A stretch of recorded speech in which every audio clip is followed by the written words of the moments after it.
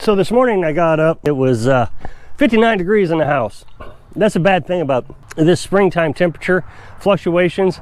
It was 70 degrees yesterday, and then it got down to the 30s last night.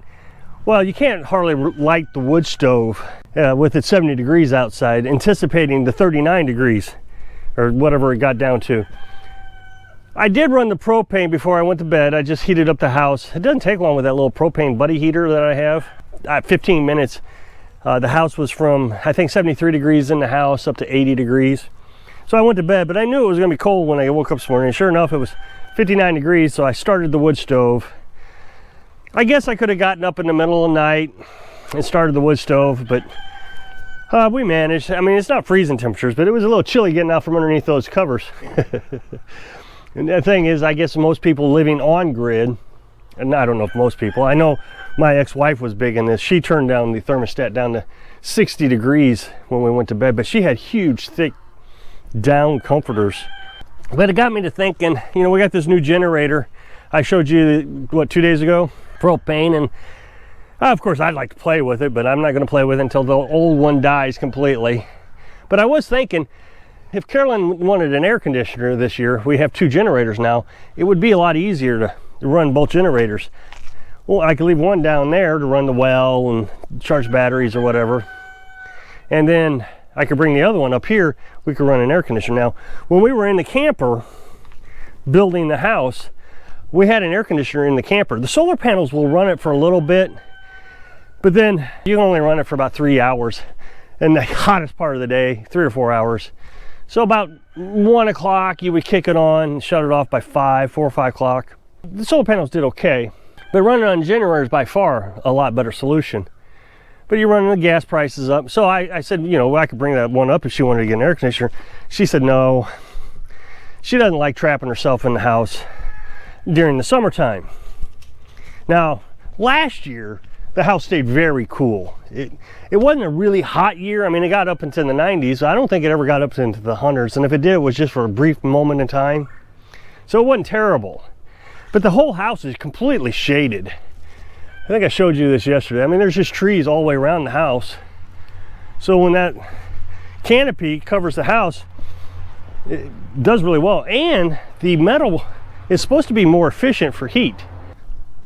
The only time it would get bad was in the very evening time, and sun would shine right through this window here.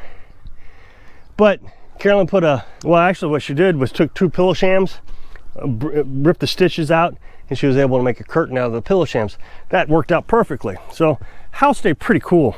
One of the things that I think that we have the potential for to keep it cool without actually running much electric is the system I've already devised. Now, as you know, I've mentioned many times, I have ventilation running into the tank. So ventilation sits on top of the shower. I'll take you in a minute. So the shower is right here. Ventilation runs on top of the shower and then down into the tank and all the way around to the water pump. So all the plumbing is getting heat. So I run a fan. There's a fan right at the wall on the inside of the house that connects the ventilation inside and out. That fan pulls that temperature from the ventilation up here into the box. And that's why we didn't freeze. Just a little bitty fan too. It's not big. If the fan ever goes out, it's gonna be a pain to get out of there. I only got 1 foot space in between the shower and the wall to get that fan out. So if it ever goes out, that's gonna be a challenge. But well, in the summertime, the tank stays really cool.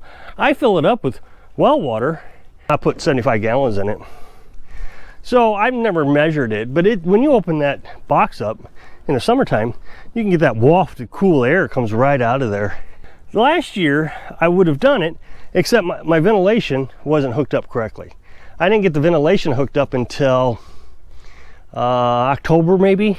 And the reason is because there's spiders and snakes in the box. Last year we had a Missouri tarantula, showed you that spider. And then eventually I had a garter snake living in there. So I didn't want to go in there in the summertime and mess with the ventilation.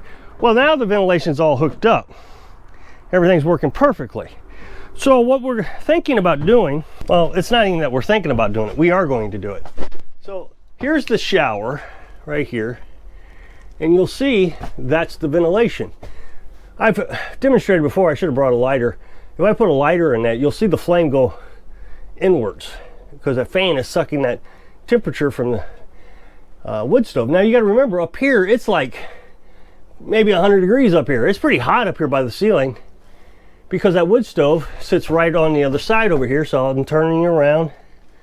There's the wood stove.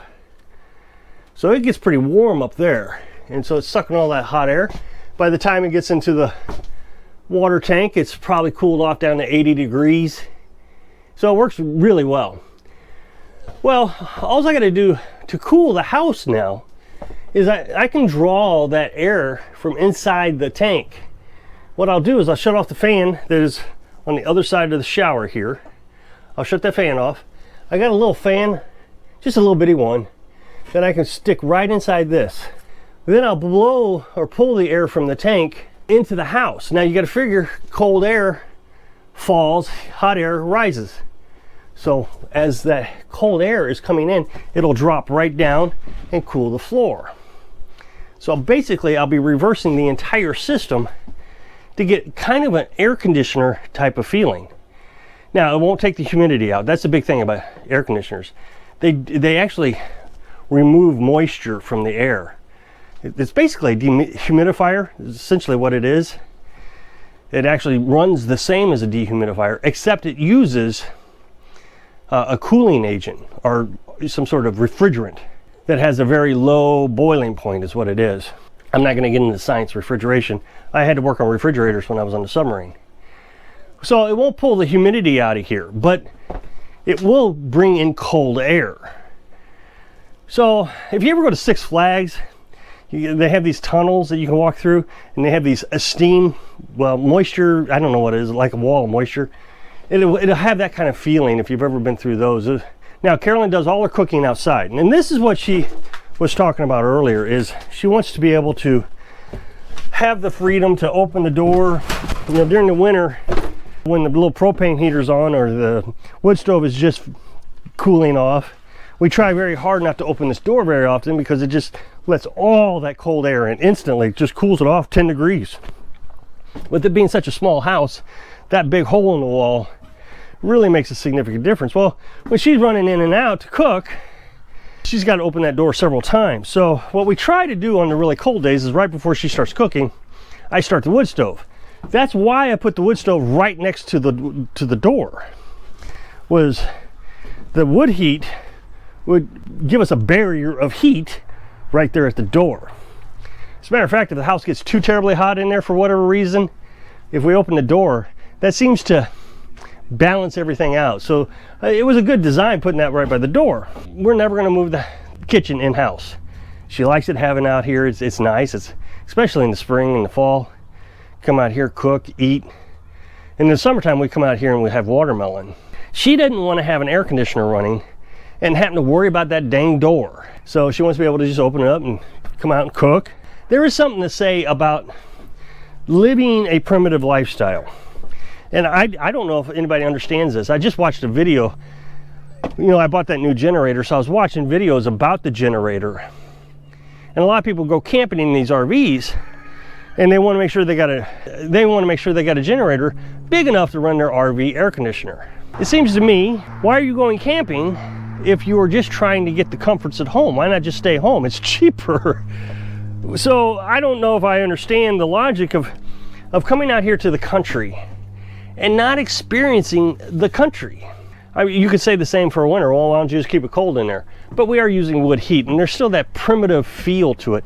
I tell you, it's a huge difference between natural primitive heat like wood heat and natural gas or electric heat. There is just something when you walk into that house, you get that blanket. There's just like that blanket of warmth that you don't get from the other types of heat.